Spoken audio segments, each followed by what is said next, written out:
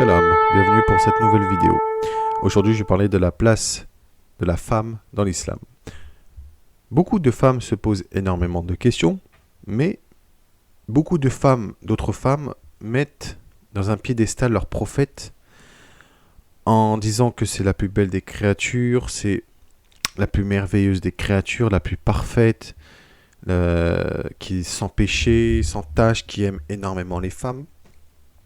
Eh bien, je vais vous faire montrer que non, la femme a plutôt une mauvaise image dans l'islam, malheureusement. Bien que certains ou certaines personnes essayent de prouver le contraire. Dans cette vidéo, je vais vous faire montrer que Mohammed aimait les femmes uniquement pour le sexe et juste pour assouvir à ses besoins personnels, tout simplement. Si cette vidéo permet d'aider des pauvres femmes qui se posent énormément de questions, alors je serai heureux. Donc, je vais commencer. Il faut savoir une chose, c'est que les intellectuels islamiques affirment que leur prophète était d'une moralité éminente. Sourate 68, verset 4. Mais quand on observe les mœurs de Mohammed et de sa conduite envers les femmes, il est très difficile de parvenir à une telle conclusion. En effet, après le décès de son épouse Khadija qui a profondément affecté Mohammed, Allah a permis à Mohammed d'épouser plusieurs femmes. Il a été marié à 11 femmes en même temps, mais il y a eu 16 femmes en tout dans sa vie. Si l'on y ajoute également 4 compagnes offertes à Mohammed pour satisfaire ses désirs sexuels, mais également des esclaves femelles pour ses désirs sexuels également. Il y a une femme qui s'appelait Safia, une jolie jeune juive dont Mohammed avait tué son mari, son père, son frère et tout son peuple pour la prendre de force en mariage, comme est écrit dans Sahih Bukhari, volume 4, livre 52, numéro 143. Donc, qu'est-ce qui s'est passé? C'est que Mohammed avait pris d'assaut une ville appelée Kebar, donc en l'an 7 de l'Hégire. De nuit, Mohammed tua avec ses compagnons tous les hommes de la ville de Kebar. Il fit des femmes et des enfants des esclaves, mais l'un des compagnons de Mohammed remarqua Safia, une jolie jeune juive, et la prit pour lui. Mohammed, l'ayant aussi remarqué, lui proposa 2 autres femmes en échange de la jolie Safia. Donc Sahih Bukhari, volume 4, livre 52, numéro 143. Donc ce dernier accepta et Mohammed prit alors Safia comme épouse. Elle ne put refuser. En plus de cela, c'est que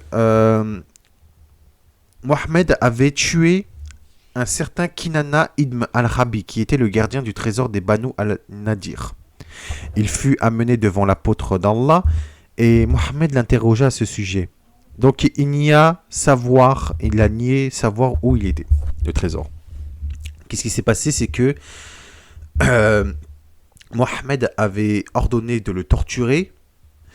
Donc ils ont allumé un feu avec un silex et ils ont brûlé la poitrine de Kinana jusqu'à ce qu'il soit presque mort. Alors l'apôtre d'Allah le livra à Mohammed ibn Maslama qui lui trancha la tête pour venger son frère Mahmoud. Ibn Hisham, conduite de l'envoyé d'Allah 764-5. Donc Kinana était le mari de Safia. Voilà, tout simplement. Donc quand Mohammed avait assiégé la ville, qu'est-ce qu'il a fait? C'est que Safia avait encore ses règles. Et qu'est-ce qui s'est passé? C'est que il a épousé de force également. Et il a attendu qu'elle n'avait plus ses règles pour avoir des relations sexuelles avec elle. Donc lors de la première nuit de noces à Kebar, ou le chemin du retour, Mohammed emmena Safia sous sa tente et eut des rapports sexuels avec elle sans lui donner son dot. Ni même respecter son deuil. En fait, Safia venait tout juste de perdre tous les siens, son mari, son frère, son père et tout son peuple, tués par la main des hommes de son nouvel époux Mohammed. Al-Bukhari, volume 1, livre 8, numéro 367. Il faut savoir une chose, c'est que Mohammed a aussi violé Safia. Puisqu'il est écrit dans Ibn Ishaq Sirat Rasoul Allah, la vie de Mohammed, page 517, un soldat du nom d'Abu Ayoub était resté de garde devant la tente de Mohammed, épée à la main, durant toute la nuit où Mohammed violait véritablement Safia. Au petit matin, le prophète lui demanda pourquoi il était resté devant la tente. Abu Ayoub, le gardien, répondit « J'avais peur pour vous avec cette femme parce que vous avez tué son père, son mari et son peuple, ainsi que son frère. Et jusqu'à récemment, elle était dans l'incrédulité, j'ai eu peur pour vous. » Donc, je le répète, c'est Ibn Ishaq, Sirat Rasoul Allah, la vie de Muhammad, page 517. De plus, Safia disait « Je ne haïssais personne autant que le messager d'Allah, il a tué mon père et mon époux. » At-Tabarani, volume 24, page 67, numéro 177. Donc, voilà l'histoire de Safia, que Mohammed avait tué son mari, son père, son frère et tout son peuple pour un trésor. Qu'est-ce qu'il a fait? C'est qu'il a pris des femmes et des enfants comme esclaves. Donc quand vous voyez ça, on peut dire que Mohammed n'avait pas une moralité éminente. De plus, si nous voyons bien la situation de Mohammed envers les femmes, premièrement, il considérait les femmes comme des perles. Ça, c'est une fausse image, puisque il avait des esclaves femelles pour avoir des relations sexuelles avec elles. Sunan an-Nasa'i, hadith numéro 3959. Il autorisa au maître à avoir des rapports sexuels avec ses esclavages captives femelles. Sourate 4, verset 24. Il a encouragé la pratique du coït interrompu sur les femmes captives. Sahih Muslim, livre 8, hadith 3371. Qu'est-ce que c'est qu'un coït interrompu pour ceux qui ne savent pas? C'est un rapport sexuel au cours duquel le pénis est retiré du vagin avant l'éjaculation pour ne pas enfanter, donc ne pas concevoir d'enfant. Donc,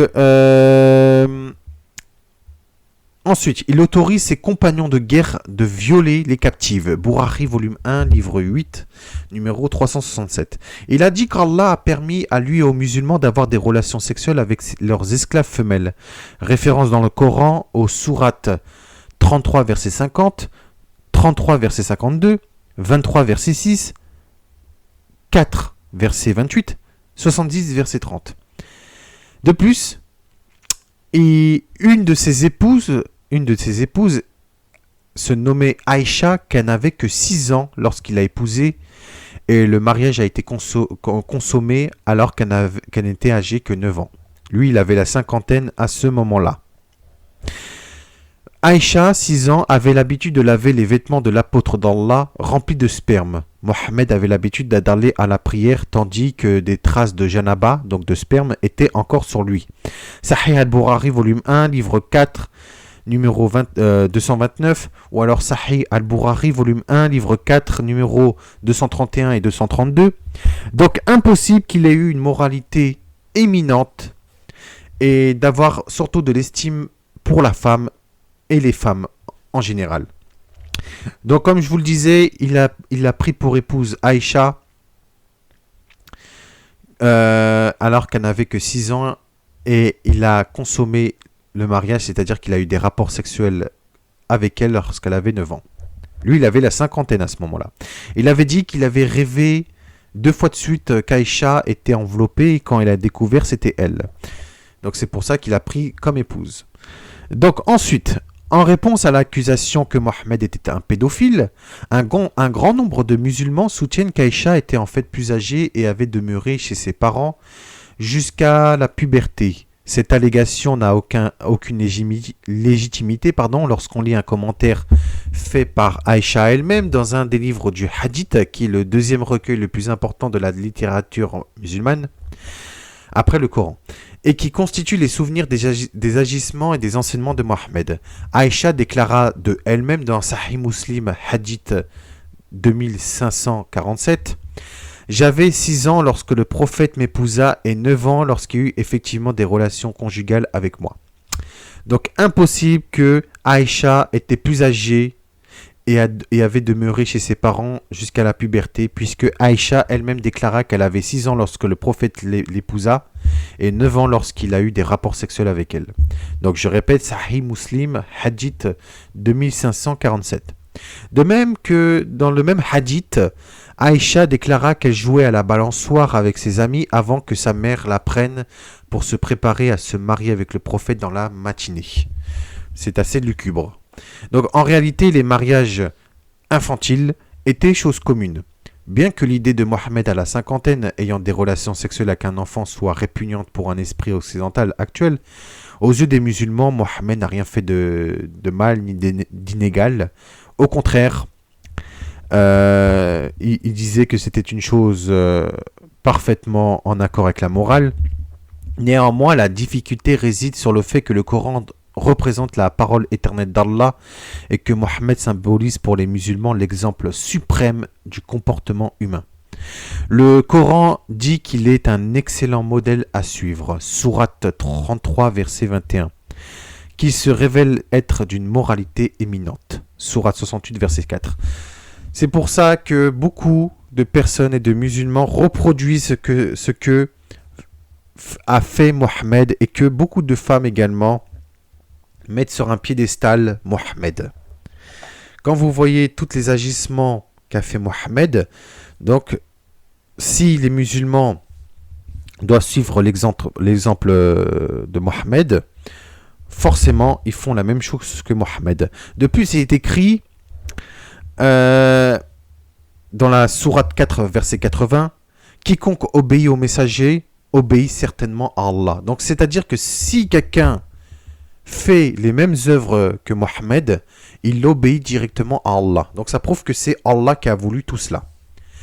En conséquence, en vue d'imiter leur prophète, beaucoup de musulmans à travers le monde ont pris des jeunes filles pour épouses. Dans certains pays, cela est même béni par la loi. Par exemple, dans l'article 1041 du Code civil iranien, il est stipulé que les filles peuvent se fiancer avant l'âge de 9 ans et se marier à 9 ans. Le mariage avant la puberté, 9 années lunaires pour les filles, est prohibé. Le mariage contracté avant d'atteindre la puberté avec l'autorisation du tuteur est valable à condition que les intérêts de la mineure soient dûment respectés. L'ayatollah Khomeini a lui-même épousé une fille âgée de 10 ans alors qu'il en avait 28. Il a appelé ce mariage avec une fille prépubère une bénédiction divine. Et conseilla ceci aux fidèles, faites de votre mieux pour vous assurer que vos filles ne voient pas leur premier sang dans votre maison. Donc ça c'était l'ayatollah donc en Iran. Vous étonnez pas pourquoi l'Iran est un pays bizarroïde. Mais bon. Une autre thèse avancée par les musulmans est que Mohammed avait le plus grand respect pour les femmes. Ils diront que bien qu'il ait eu de nombreuses épouses, ses relations n'étaient pas basées sur la luxure, mais sur l'amour et un profond respect. Haroun Siddiqui, dans son livre Être musulman, explique que Mohammed ne montrait quasiment aucune pudeur concernant le sexe. Lui-même, Mohammed déclara « J'adore me faire beau pour la femme autant que j'adore qu'elle se fasse belle pour moi. » Il a même dit « Je suis intéressé par 3 choses, le parfum, la femme et la prière. Le mariage est la moitié de la religion. » Donc dire que les mariages de Mohammed étaient basés sur l'amour et un profond respect pour les femmes et non sur le sexe, c'est ignorer de nombreux textes qui le décrivent comme un surhomme sexuel. Par exemple, Mohammed déclara Djibril apporta une bouilloire dont j'ai avalé le contenu, dit-il, et j'ai acquis une puissance pour les rapports sexuels égale à celle de 40 hommes. Cela concorde bien avec un hadith d'après Qadada et surtout de Anas ibn Malik qu'ils ont dit que le prophète faisait le tour de ses 11 épouses et avait des rapports avec chacune d'entre elles en l'espace de quelques heures du jour ou de la nuit. Avait-il donc de la force de le faire ? Demanda Qadada à Anas. On dit que le prophète avait la force de 30 hommes, répondit Anas. Ça, c'est dans les Sahih Bukhari et Muslim. Cela concorde bien avec la parole que Mohammed disait que Djibril apporta une bouilloire qu'il avalait et qu'il a acquis une puissance sexuelle égale à celle de 40 hommes. Donc, tout est basé sur le sexe. Donc, en plus d'ailleurs, dans la sourate 2, verset 228, il est écrit « Les hommes ont cependant une prédominance sur elles », donc les femmes. Il existe d'autres passages à propos des femmes qui prouvent que Mohammed considérait les femmes comme des objets. Par exemple, il est écrit dans la sourate 2, verset 223, que Mohammed compara une femme à un champ de labour où l'homme peut aller comme et quand il le désire. Et il y a dans une autre traduction qui est écrit « Vos femmes sont les porteuses de vos semences ». Ça veut tout dire. Vos semences de sperme. Voilà. Dans la sourate 4, verset 3, Mohammed autorise les hommes à épouser 2, 3 ou 4 parmi les femmes qui leur plaisent et aussi avoir des rapports sexuels avec des filles esclaves. Dans la sourate 4, verset 11, qui stipule que l'héritage d'un fils doit représenter une part équivalente à celle de 2 filles. De même que il est écrit dans Abu Huraira Bukhari 54, numéro 460, si un mari appelle sa femme au lit pour avoir des rapports sexuels qu'elle refuse et qu'en conséquence il s'endort en colère, les anges la maudiront jusqu'au matin. Donc ensuite, le mari peut interdire à sa femme de quitter la maison comme l'imam Ibn Mufli a dit dans son livre Al-Adab Ash-Sharia. Donc là, le mari peut interdire sa femme de quitter la maison.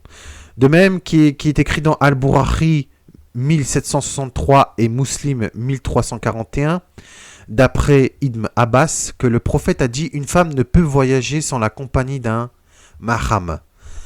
Ne peut entrer dans son intimité qu'un mahram. » Un homme dit alors « Ô messager d'Allah, je veux joindre l'armée engagée dans une telle ou telle expédition alors que ma femme veut faire le pèlerinage. » Le prophète lui dit « Va l'accompagner. » De même qu'il est écrit, d'après Abu Huraira, que le prophète a dit « Il n'est pas permis à une femme qui croit en Allah et au jour dernier de voyager sur une distance à parcourir en jour et une nuit sans se faire accompagner d'un mahram. » Cela est rapporté par Al-Bukhari 1038 et par Muslim 133, une autre version d'Al-Bukhari 1139 et de Muslim 827 reçu d'Abu Saïd précise distance de 2 jours de marche. Si vous voyez bien dans les pays arabes, les femmes n'ont pas le droit de sortir toutes seules. Elles doivent être accompagnées. Car selon la charia, le mahram est un gardien, c'est-à-dire un homme de sa famille avec lequel elle ne peut pas être mariée, mais sous l'autorité duquel elle est placée dans tous les gestes de sa vie. Donc voilà. À vrai dire, certains passages du Coran à propos des femmes sont très offensants, dégradants et insultants. Par exemple, Allah promet aux hommes de battre leurs femmes. Comme est écrit dans la sourate 4, verset 34, les hommes ont autorité sur les femmes en raison des faveurs qu'Allah accorde à ceux-là ou celle-ci. Et quant à celles dont vous craignez la désobéissance, exhortez-les, éloignez-vous d'elles dans leur lit et frappez-les.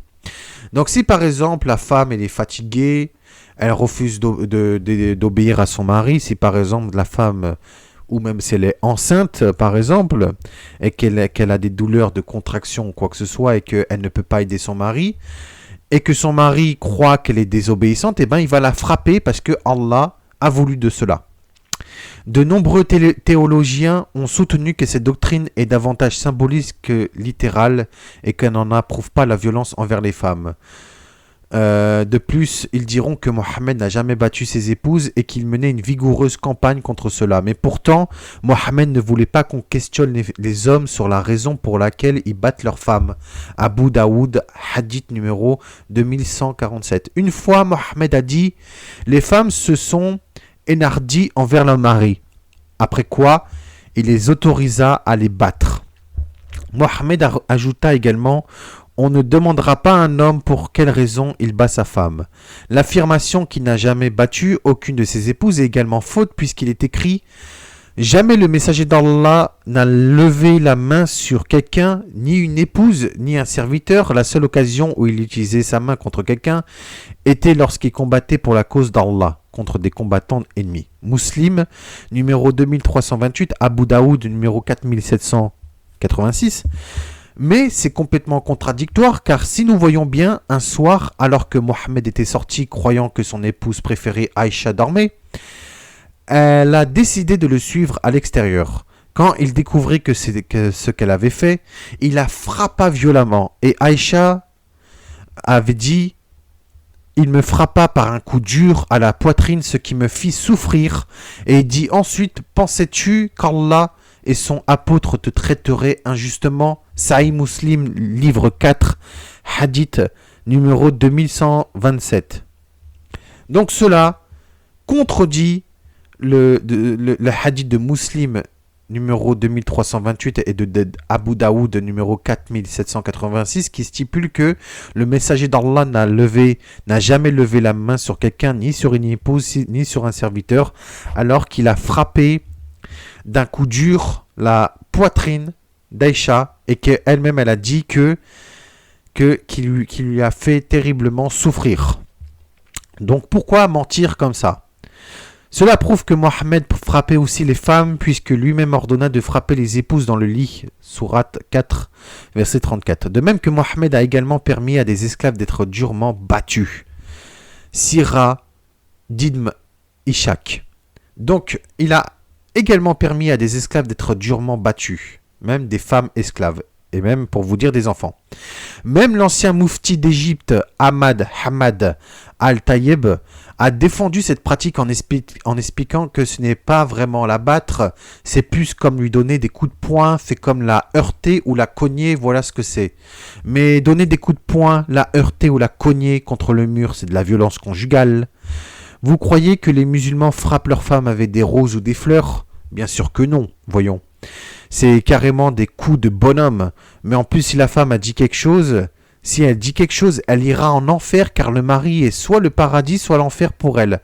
Rapporté par Ahmed dans son Mousnad numéro 352 et authentifié par Cheikh Albani dans Sahih Targhib numéro 1933. Je suis totalement d'accord sur le fait que l'homme et la femme doivent être fidèles les uns envers les autres et que la fidélité est quelque chose de primordial et que l'infidélité est un péché très grave. Mais ce que je suis contre, c'est que les femmes doivent être soumises aux hommes, mais pas les hommes. Pourquoi les femmes doivent porter le voile sous peine des coups de son mari ? Elle doit se soumettre entièrement à son mari, sous peine d'aller brûler en enfer, mais pourquoi la femme doit-elle se soumettre et se couvrir entièrement et que l'homme ne doit pas se couvrir pour honorer sa femme ? La pudeur n'existe pas chez l'homme musulman. L'homme et la femme doivent être égaux, bien évidemment. Mais dans l'islam, c'est la femme qui doit être totalement soumise et qui doit être fidèle, car apparemment Mohammed déclara que c'est les femmes uniquement que l'infidélité et le mal proviennent, mais pas à l'homme. Ce qui donne une totale liberté à l'homme, car l'homme musulman est autorisé à pratiquer la polygamie, la misogynie, soumettre les femmes à son autorité, les violences conjugales, la maltraitance envers les femmes, etc. Sauf que la femme musulmane ne peut pas pratiquer la polygamie, puisque si elle pratique la polygamie, ce serait considéré comme un péché très grave, une infidélité, une adultère ou quoi que ce soit, alors que l'homme est autorisé. Donc pourquoi la femme doit être soumise mais pas l'homme, alors que l'homme, s'il pratique la polygamie, la misogynie ou quoi que ce soit, il pratique l'adultère, bien évidemment, même s'il est marié à plusieurs femmes. L'homme et la femme ne doivent faire qu'une seule chair. Sauf que dans l'islam, la polygamie est uniquement réservée pour les hommes et que l'homme tout simplement se tape plusieurs femmes. Voilà, tout simplement. Excusez-moi d'être aussi franc. Donc ça prouve qu'il y a un problème dans l'islam. C'est que l'homme a une entière liberté, que l'homme peut coucher avec plusieurs femmes, ce que nous voyons dans le paradis d'Allah, mais la femme n'a droit à être soumise uniquement qu'à son époux et que son époux peut avoir plusieurs femmes. La femme doit se taire, sinon elle est considérée comme une habitante de l'enfer et elle ira brûler en enfer après sa mort. Tandis que monsieur, même s'il a plusieurs femmes, eh ben il va se la couler douce pendant l'éternité dans le paradis d'Allah en se tapant 70 vierges appelées Houris. La preuve que dans l'islam, les femmes sont les habitants de l'enfer, comme il est écrit par l'imam Al-Bourari, numéro 583, il a dit, par Ibn Abbas, rapporte que le prophète a dit « Allah m'a montré l'enfer et j'ai vu que la majorité de ses habitants étaient des femmes, car elles renient. » On demanda « Car elles renient Allah ?» Il répondit « Non, mais parce qu'elles renient les bienfaits de leur époux et leurs faveurs qu'ils l'en font. Tu peux être bienfaisant envers une femme toute ta vie, il suffit que tu la contraries une fois pour qu'elle dise « Tu n'as jamais été bienfaisant envers moi. » Mais du coup, l'homme, si la femme donne des bienfaits à son mari et qui donne des faveurs et qui s'occupe de son mari et que son mari a plusieurs femmes ou quoi que ce soit, le mari ne sera pas puni, bizarrement dans l'islam. Le reniement est mentionné dans ce hadith ne désigne pas la mécréance majeure mais mineure. Donc voilà. L'imam Al-Bourari, numéro 583, a dit Oussama rapporte du prophète qu'il a dit « Je me suis posté à la porte du paradis, j'ai vu que la majorité de ceux qui entraient étaient des pauvres. Quant aux personnes opulentes, elles furent empêchées d'entre et devaient attendre que tous les pauvres s'y introduisent. Lorsque les gens de l'enfer furent jetés dans le feu, j'ai vu que la majorité d'entre eux étaient des femmes. » Rapporté par Muslim, numéro 2236. L'imam Al-Bourari, numéro 583, dit Imran rapporte du prophète qu'il a dit « J'ai regardé le paradis, j'ai vu que la majorité de ses habitants étaient des pauvres, et j'ai ensuite regardé l'enfer, et j'ai vu que la majorité de ses habitants étaient des femmes. » Donc voilà. Ensuite est écrit dans Muslim 2097 que les femmes sont la population la moins représentée du paradis. Donc ils sont représentés plus par l'enfer. Donc ensuite, il est écrit dans Al-Hakim, dans Al-Mustadrak numéro 602, que nous étions avec Amr ibn al-As lors d'un pèlerinage d'une Umrah. Quand nous arrivâmes à Mar ad-Dakhan, lieu proche de la Mecque, nous vîmes une femme dans son palequin. Elle posa sa main sur un côté du palequin et il pencha. Amr se dirigea alors vers une vallée et nous lui suivîmes. Il nous dit alors, nous étions avec le prophète en ce lieu même, et c'est alors que nous vîmes une flopée de corbeaux. Il y avait parmi eux un seul corbeau dont les ailes, les pattes et le bec étaient blancs. Le prophète dit alors, les femmes entrant au paradis sont aussi rares que ce corbeau parmi tous ses congénères. Donc voilà. Donc en plus, Abdullah ibn Omar relate que le prophète a dit « Donnez l'aumône et demandez abondamment pardon à Allah, car je vous ai vu constituer le plus grand nombre des gens du feu. » Donc une femme intelligente appelée Jazla parmi les femmes dit alors « Et qu'avons-nous au messager d'Allah à être les plus nombreuses des gens du feu ?» Le Mohammed a dit « Vous maudissez beaucoup et vous faites preuve d'ingratitude envers le mari. » Muslim 80. Mais du coup, l'homme aussi maudit beaucoup et qui fait preuve d'ingratitude envers ses femmes. Donc, par contre, on ne parle pas de l'homme. Donc voilà. En plus, il est écrit, c'est assez choquant puisque Asma bint Yazid relate que le messager d'Allah s'est rendu auprès des femmes et disait assemblée des femmes, donnez l'aumône, vous constituez le combustible de la hyène. C'est assez violent quand même. Hein. Donc, mais du coup, les hommes ingrats, les hommes méchants, les hommes infidèles, polygames, les hommes qui sont ingrats envers leurs femmes, même les hommes qui maudissent leurs femmes, ils iront au paradis alors.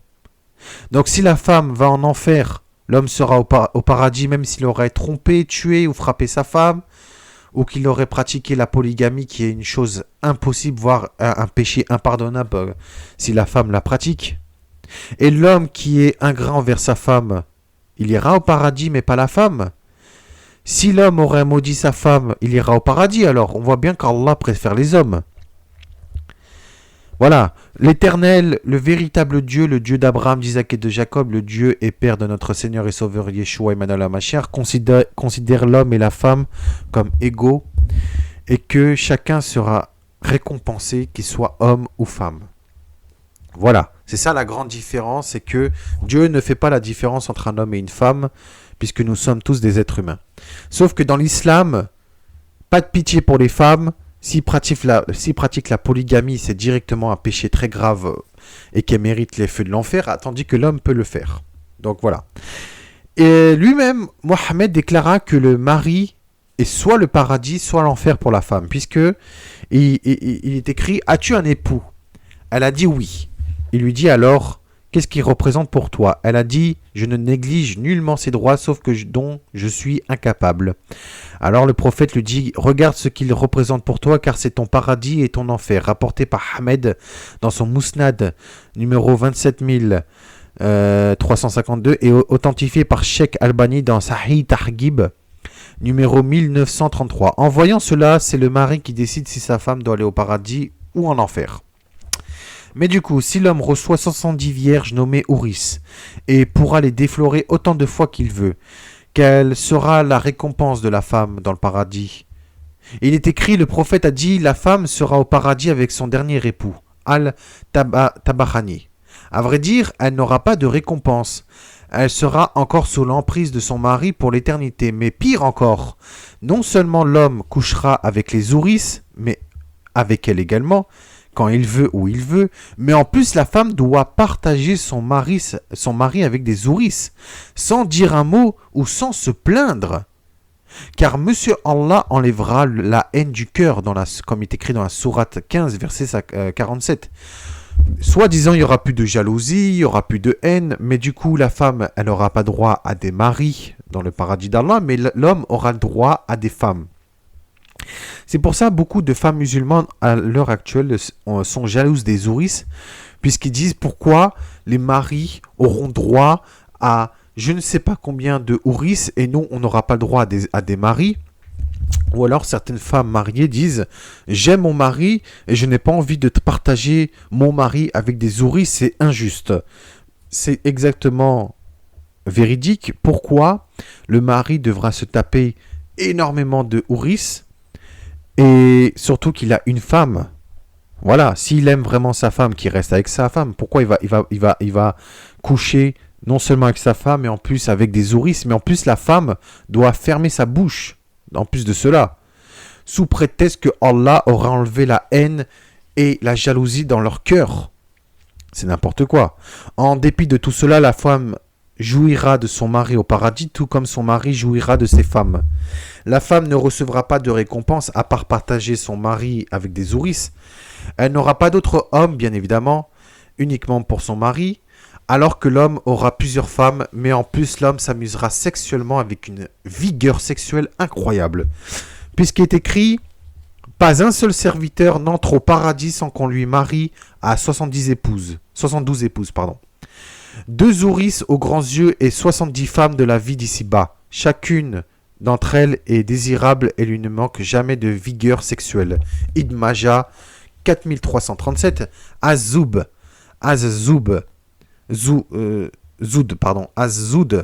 Al-Bayaki 367. Al-Bat 1 Nushur Abu Nuyam 370 Sifat Al-Jannah. Donc ça, ce sont les références.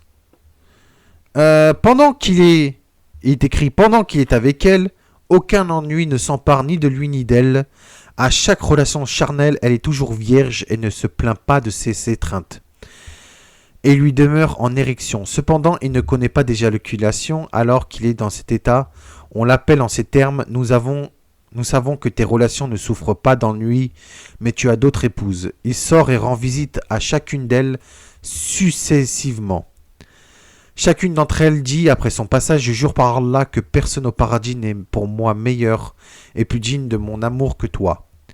Abu Yalla dans son Mousnad. Il est écrit que les Ouris attendront leurs époux à l'intérieur des tentes. Cela me fait rappeler les Valkyries chez les Vikings qu'ils étaient des vierges et qu'ils attendaient les valeureux guerriers dans le paradis du Valhalla. En plus de cela, les hommes du paradis auront une occupation qui les remplit de bonheur. Sourate 36, verset 55. En quoi consiste donc l'occupation des heureux élus du paradis? À cette question, leur occupation consiste à déflorer les vierges. Une telle occupation nécessite beaucoup d'énergie, n'est-ce pas? Mais pas de panique. Mohammed a la solution.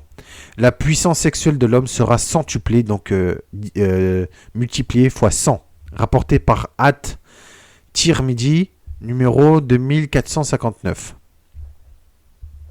De ces rapports sexuels pourront naître des enfants si l'homme le souhaite seulement en 1 heure. Donc Ad-Damari, numéro 2712, Hamad, numéro 11339, Ibn Majah, numéro 4329.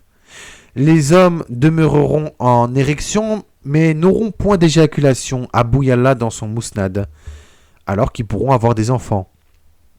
Voilà, donc c'est n'importe quoi, mais bon. Donc, en plus, les ouris n'auront pas ni de règles, donc pas de menstruation et ne pourront pas tomber enceintes, alors qu'ils pourront faire naître des enfants en seulement 1 heure. Déjà, vous voyez, c'est complètement débile et contradictoire. Al-Suyuti, un savant musulman du XVe siècle, déclara: à chaque fois qu'un homme touche une ourie, il la trouve vierge, le pénis des élus ne faiblit jamais, l'érection est éternelle, la sensation ressentie en faisant l'amour est à chaque fois absolument délicieuse et extraordinaire, et quiconque la ressentirait en ce monde s'évanouirait. Chaque élu épousera 70 ouries, en plus des femmes qu'il a épousées en ce bas monde. Et elles auront tous des vagins appétissants. On voit bien que la femme est réduite à un objet sexuel en islam, tout simplement. Bien évidemment, il est écrit qu'il n'y aura pas de célibataire au paradis d'Allah. Chacun d'entre eux aura 2 épouses. On voit la moelle des os de leurs jambes de derrière, la chair. Au paradis, il n'y a pas de célibataire. Muslim de 1834. C'est lugubre puisque on verra la moelle des os de leurs jambes de derrière, donc leur chair. C'est assez bizarre. C'est bizarre. Le plus choquant, c'est que les vieilles dames n'auront pas le droit au paradis, comme est écrit dans Ibn al-Qayyim, dans Hadi al-Ahwa, page 155. C'est de l'injustice pure. C'est comme j'avais vu un hadith où il est écrit que l'alcoolique et le cocu n'entrera pas dans le paradis d'Allah. Non seulement le pauvre monsieur s'est fait cocufier, ou la pauvre femme, et non seulement a subi une trahison, mais en plus elle n'aura pas le droit au paradis d'Allah. Ou alors il était écrit qu'un homme avait une tumeur inflammable et que malheureusement il a essayé de se soulager, mais il est mort de cela. Il est écrit, Mohammed avait dit que Allah lui a privé du paradis. Donc Allah est un Dieu injuste, vraiment injuste. Une des traditions de Mohammed stipule qu'un mariage provisoire est autorisé pour les hommes. Mais en plus, Allah ne désire pas des hommes ou des femmes malades, faibles, des pauvres personnes malades qui sont dans la souffrance. Il préfère des personnes sans cœur et sans pitié. Donc, en plus de cela, c'est que l'une des traditions de Mohammed stipule qu'il y a un mariage provisoire qui est autorisé pour les hommes, uniquement pour les hommes et pas pour les femmes. Elle mentionne qu'il doit durer 3 nuits, puis s'ils ont envie de le poursuivre, ils le peuvent. Mais s'ils veulent se séparer, ils le peuvent aussi. Ce mariage provisoire appelé Mouta est une disposition permettant aux hommes d'obtenir la compagnie d'une femme sur un court délai. L'autorisation de cette pratique est tirée de la sourate 4, verset 24 et du hadith. Comme est écrit, tu as autorisé à faire le Mouta, mariage, alors fais-le. La plupart des musulmans assurent que plus tard, Mohammed abrogea cette clause. Or, il est impossible de trouver la preuve de cette affirmation dans les écrits. Même s'il l'a fait, ce précepte coranique humiliant et désobligeant est toujours pratiqué dans certains pays musulmans, comme de la prostitution dissimulée. N'oublions pas qu'il y a des mariages arrangés et forcés surtout, et qu'il y a des pauvres femmes qui sont forcées à se faire marier et à avoir des rapports sexuels. Il n'est pas étonnant que même en Inde et dans les pays musulmans, on trouve des vieux hommes qui se marient avec des petites enfants. tout simplement. Donc, en fait, une minorité de musulmans appelés les chiites ont maintenu cette tradition.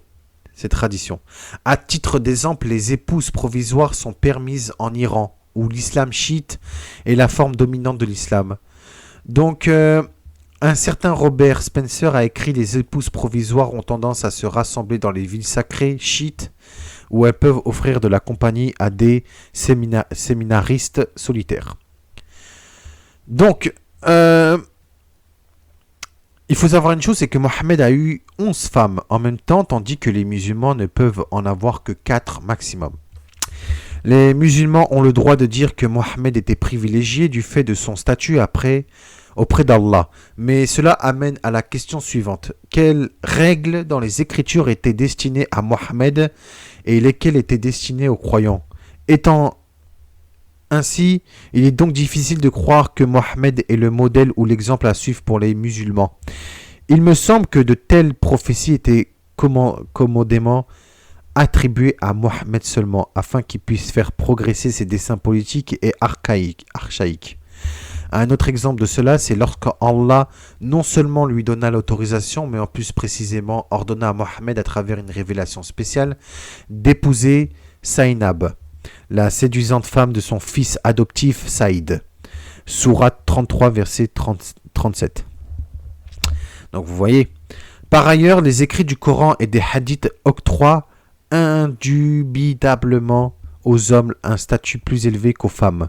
Malgré les arguments avancés par les musulmans libéraux, le Coran et les hadiths et les sunnas n'ont fait qu'engendrer de la douleur et de la détresse aux femmes à travers le monde. Voilà le prix que payent les femmes dans les pays islamiques au nom de statut de Mohammed comme le modèle par excellence à suivre. Voilà, qu'est-ce que c'est que la place de la femme dans l'islam? C'est une place de soumise, inférieure, une place où elles doivent fermer littéralement leur bouche, elles ne doivent rien dire, elles doivent subir et supporter les infidélités de leur mari, la polygamie, la misogynie, les insultes, les coups. Voilà. C'était une vidéo assez longue, mais j'espère que cette vidéo vous aurait plu et que vous aurez donné une réponse à vos questions et surtout qu'elle vous a éclairé dans votre vision sur l'islam et que j'espère que certaines femmes pourront se libérer de leur mari tyran et d'aller vers le véritable Dieu de paix, le Dieu d'Abraham, d'Isaac et de Jacob, qui est, lui, fait miséricorde à la fois aux hommes et à la fois aux femmes. Il ne fait pas de différence entre un homme et une femme. Au contraire, il a tant aimé le monde qu'il a envoyé son Fils unique, notre Seigneur et Sauveur Yeshua Emmanuel HaMashiach, pour sauver le monde, tant pour les hommes que pour les femmes, et que les élus, que ce soit des hommes et des femmes, seront appelés fils et filles du Très-Haut. Dieu sera leur père et les fils et les filles seront ses enfants. Voilà. N'oublions pas que dans le paradis du véritable Dieu, le Dieu d'Abraham, d'Isaac et de Jacob, le Dieu d'Israël, le Dieu et Père de notre Seigneur et Sauveur Yeshua Emmanuel HaMashiach, dans le paradis céleste, hommes et femmes sont égaux. L'homme ne sera pas élevé et la femme rabaissée, ni la femme sera élevée et l'homme rabaissé. Ils seront tous égaux et ils auront tous la même récompense, c'est-à-dire la vie éternelle, dans la joie du Père, du Fils, Saint-Esprit. À très bientôt, merci de m'avoir écouté, je vous dis shalom, merci.